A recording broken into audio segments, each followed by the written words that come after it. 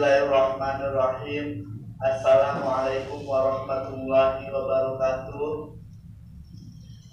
Perkenalkan, nama saya Wahyu Hidayat dengan NIM 0104212112. Saya dari kelas Manajemen Dakwah semester 1 dari Fakultas Dakwah dan Komunikasi. Sebelumnya, saya mengucapkan ribuan terima kasih kepada Bapak dosen pengampu yang telah memberikan ilmunya kepada saya dalam satu semester ini. Semoga apa yang Bapak berikan kepada saya mudah-mudahan bermanfaat bagi saya dan menjadi amal jariah bagi Bapak. Saya juga meminta maaf kepada Bapak dosen apabila terdapat kata ataupun sikap dalam pembelajaran selama ini. Mohon maaf, saya dimaafkan.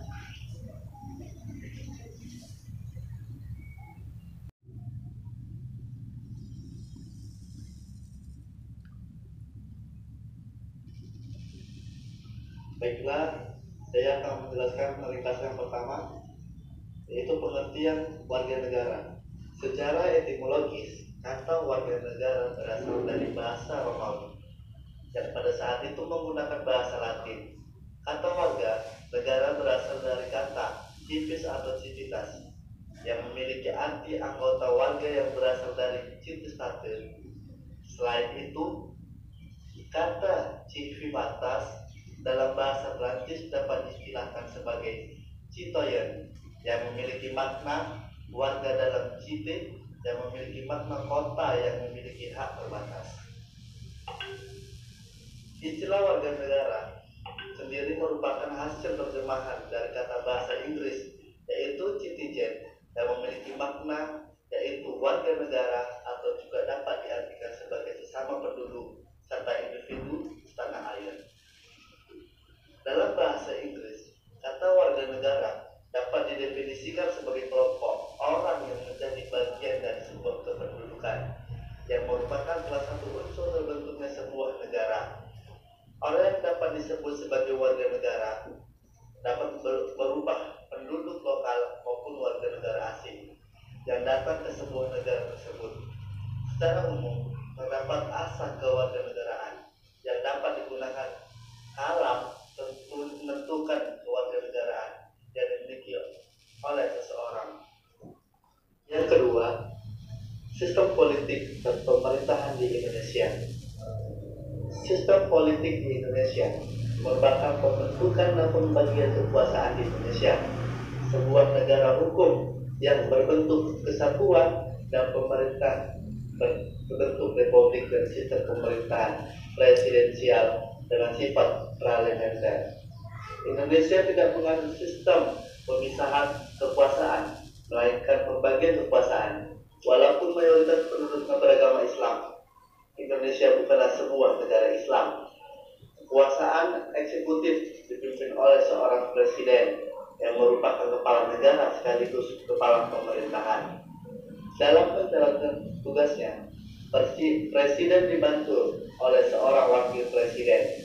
Kekuasaan legislatif terletak pada Majelis Permusyawaratan Rakyat atau MPR yang dibagi menjadi dua kamar, yaitu Dewan Perwakilan Rakyat atau DPR dan Dewan Perwakilan Daerah atau DPD.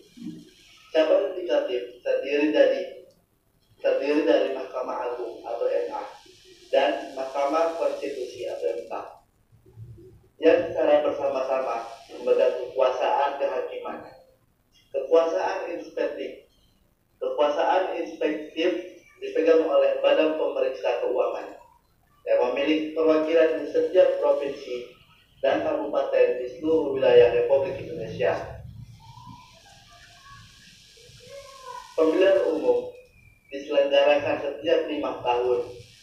Pemilihan dilakukan untuk memilih anggota DPR, anggota DPD, dan anggota DPRD. Disebut pemilihan umum legislatif. Untuk memilih presiden dan wakil presiden disebut pemilihan umum presiden atau pilpres. Sementara untuk memilih kepala daerah disebut pemilihan umum kepala daerah atau pilkada. Pemilihan umum di Indonesia menganut sistem multipartai Ada perbedaan di antara sistem politik di Indonesia dan negara demokratis lainnya.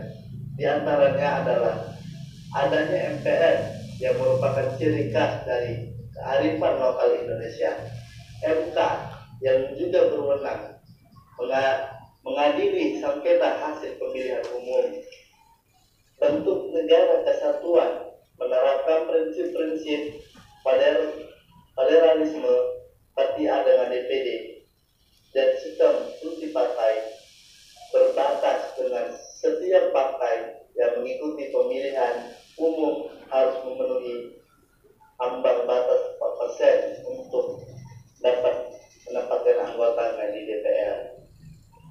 Yang berikutnya, implementasi HAM di Indonesia. Suatu negara dengan ideologi yang dianutnya pada dasarnya akan mempengaruhi kehidupan masyarakat di negara tersebut, termasuk dalam hal penerapan hak asasi masyarakatnya. Negara-negara barat seperti Amerika dengan paham liberalismenya memungkinkan masyarakatnya untuk melakukan segala sesuatu dengan sebebas-bebasnya. Sedangkan para pemerintah sangat kecil dalam mengatur kehidupan masyarakat. Indonesia dengan ideologi Pancasila yang dianutnya diharapkan dapat mengimplementasikan HAM dengan baik sesuai dengan sifat-sifat dasar dari ideologi tersebut. Menurut ideologi Pancasila, hak-hak asasi setiap rakyat Indonesia pada dasarnya diimplementasikan secara bebas. Akan tetapi, kebebasan tersebut dibatasi dengan hak asasi orang lain. Sehingga, walaupun terdapat kebebasan, namun kebebasan tersebut harus bertanggung jawab dengan memperhatikan dan tidak mengganggu hak asasi orang lain. Namun, dalam realitasnya, hal tersebut belum sepenuhnya dapat diterapkan oleh rakyat Indonesia. Dimulai dengan bergulirnya era reformasi, muncul berbagai produk hukum yang diharapkan untuk memperbaiki kondisi hak asasi manusia di Indonesia, khususnya hak sipil dan politik. Antara lain, UUD 1945 pasal 28A sampai pasal 28J, ketetapan MPR tentang hak asasi manusia, Undang-Undang Pers, UUD tentang HAM nomor 39 tahun 1999, UU Pemilu, UU Parpol, UU Otonomi Daerah. Dari sisi politik, rakyat Indonesia telah menikmati kebebasan politik yang luas. 4. Kebebasan dasar, yaitu hak atas kebebasan berekspresi dan berkomunikasi, hak atas kebebasan berkumpul, hak atas kebebasan berorganisasi, dan hak untuk turut serta dalam pemerintahan. Rakyat Indonesia telah menikmati juga kebebasan berorganisasi. Rakyat tidak hanya bebas mendirikan partai-partai politik sebagai wahana untuk memperjuangkan aspirasi politiknya. Rakyat bebas pula untuk mendirikan organisasi-organisasi kemasyarakatan seperti serikat petani, serikat buruh, perkumpulan masyarakat adat, dan lain sebagainya. Selain itu, tumbuh organisasi-organisasi rakyat dari bawah ini dan akan memperkuat masyarakat sipil yang diperlukan bagi berlangsungnya sistem politik dan pemerintahan yang demokratis. Namun, jika kita amati upaya pengusutan pelanggaran HAM berat di Indonesia selama ini masih mengalami hambatan-hambatan. Masyarakat tentunya bisa menilai sendiri bagaimana upaya pengusutan peristiwa Trisakti Semanggi, peristiwa kerusuhan yang terjadi pada bulan Mei 1998, peristiwa penghilangan orang secara paksa, ketidakmampuan penuntasan masalah HAM telah menimbulkan pertanyaan dalam benak masyarakat terkait dengan keseriusan pemerintah dalam mengusut masalah tersebut. Tiga, pendidikan anti korupsi. Mengingat semakin beratnya tugas KPK yang saat ini sedang ada pada zona terpuruk dan besarnya akibat yang disebabkan oleh kasus korupsi tersebut, maka diperlukan suatu sistem yang mampu menyadarkan semua elemen bangsa untuk sama-sama bergerak memberantas korupsi yang juga harus didukung penuh oleh semua pihak dan ajaran pemerintah. Cara yang paling efektif adalah melalui media pendidikan. Diperlukan sebuah sistem pendidikan anti korupsi yang berisi tentang sosialisasi bentuk-bentuk korupsi, cara pencegahan dan pelaporan, serta pengawasan terhadap tindak pidana korupsi sosial, bentuk-bentuk korupsi, cara pencegahan dan pelaporan, serta pengawasan terhadap tindak pidana korupsi. Pendidikan seperti ini harus ditanamkan secara terpadu mulai dari pendidikan dasar sampai perguruan tinggi. Pendidikan anti korupsi ini sangat penting bagi perkembangan psikologi siswa. Pola pendidikan yang sistematik akan mampu membuat siswa mengenal lebih dini hal-hal yang berkenaan dengan korupsi, termasuk sanksi yang akan diterima jika melakukan korupsi.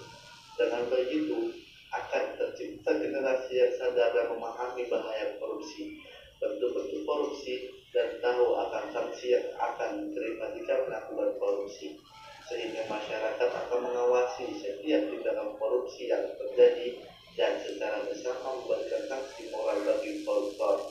Pendidikan anti korupsi merupakan tindakan untuk mengadilkan dan mengurangi korupsi berupa keseluruhan upaya untuk mendorong generasi mendatang untuk mengembangkan sikap menolak secara tegas terhadap setiap bentuk korupsi.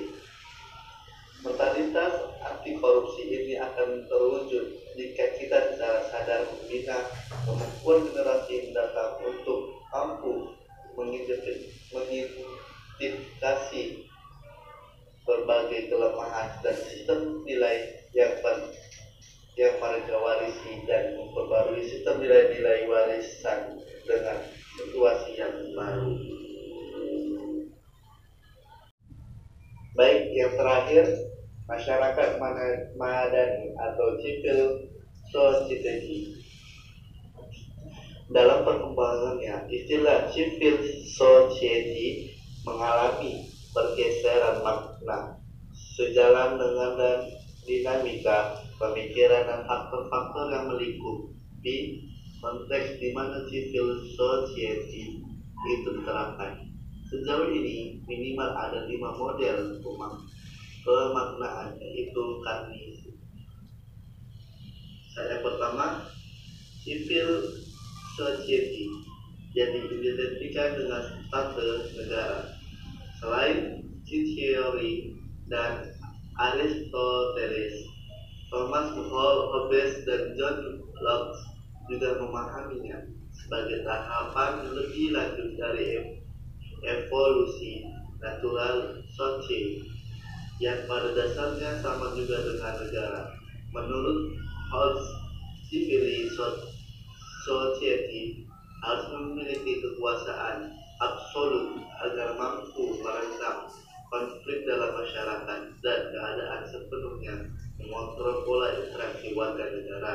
Yang kedua, Adam Ferguson memakai civil society sebagai visi etis dalam kehidupan bermasyarakat untuk memelihara tanggung jawab sosial yang berincikan solidaritas sosial yang terlihat oleh sistematis moral serta sikap saling menyayangi antara warga secara alamiah. Dan ketiga, Thomas Paine memakai civil society sebagai antitesis dari negara civil society yang mengontrol negara demi keperluannya. Berikutnya, Alex de Tocqueville memaknai sebagai entitas penyeimbangan kekuatan negara menurut civil society tidak a priori subordinatif terhadap negara sebagaimana yang dikemukakan oleh Hegel, tetapi mempunyai sifat otonom dan memiliki kapasitas politik cukup tinggi yang mampu menjadi penyeimbangan untuk menahan kecenderungan intervensi negara. Baik, mungkin hanya itu saja yang bisa saya sampaikan. Lebih dan kurangnya saya mohon maaf, karena saya hanya manusia biasa yang tidak luput dari kesalahan. Wallahu a'lam. Ini nasihat mustaqim. Unjur mempala wala tanjur mempala.